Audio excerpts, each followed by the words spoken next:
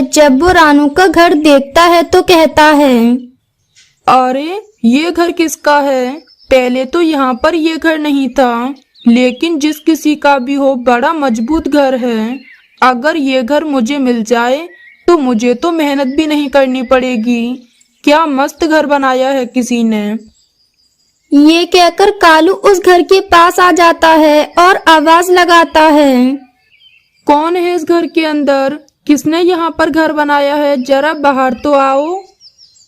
कालू कौवे की आवाज सुनकर रानू चिड़िया दरवाजा खोलकर बाहर आती है और कहती है, कौन हो आप और मेरे घर के बाहर क्या कर रहे हो?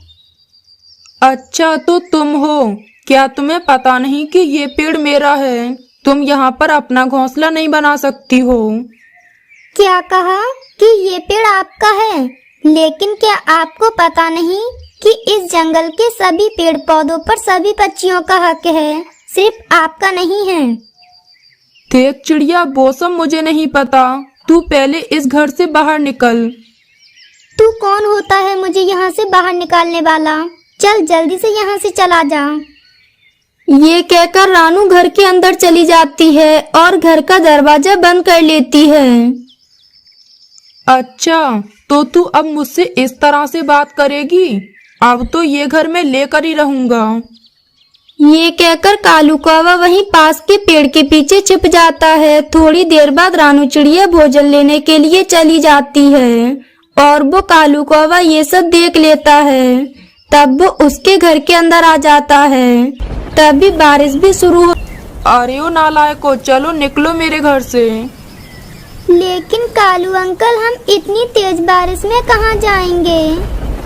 वो सब मुझे नहीं पता। पहले तुम तीनों निकलो यहाँ से, नहीं तो मैं तुम तीनों को खा लूंगा।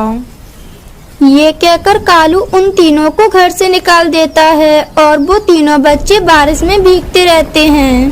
तभी वहाँ रानू भी आ जाती है। बच्चों, तुम तीनों यहाँ क्या कर रहे हो?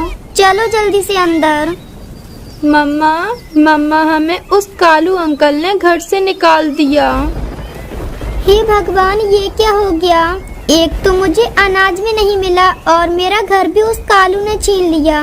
अब हम कहाँ जाएं? चलो मेरे बच्चों, तुम मेरे पीछे आओ। ये कहकर रानू अपने तीनों बच्चों को लेकर उसी पेड़ के नीचे आकर बैठ जाती है और बारिश में भीगने की वजह से उसके तीनों बच्चे कपकपा रहे थे। हे भगवान, अब मैं क्या करूं और किससे जाकर मदद मांगूं? अरे चिड़िया, क्या हुआ? मैं वही पेड़ हूँ जिसकी उस दिन तुमने मदद की थी। पेड़ भाई आप? लेकिन पेड़ भाई, आप तो उस दिन